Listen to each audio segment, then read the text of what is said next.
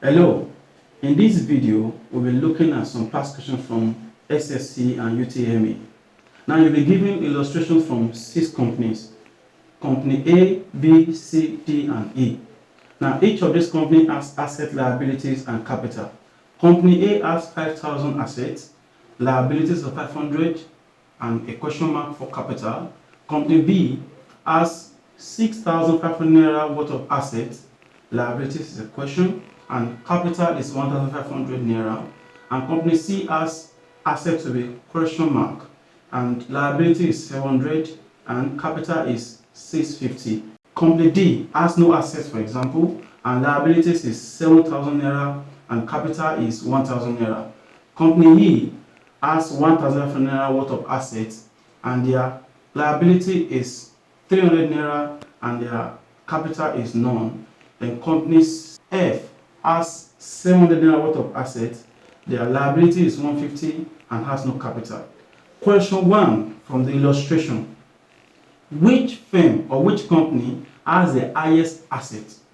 A. Firm A, B. Firm B, C. Firm C, D. Firm D, and E. Firm F. Now the correct answer is Firm B. Firm B has the highest asset, which is 6,500 naira. Now if you look at it, the capital is 1,500 naira, and if you deduct the capital from the asset, you have 5,000 naira. So Firm B has the highest asset. Also, the next question is question 2, which is which of the company has the lowest liability? A. Firm B, B. Firm C, C. Firm F, D. Firm A, and E. Firm E. The firm or the company that has the lowest liability is Firm C. That is option number B. Question 3.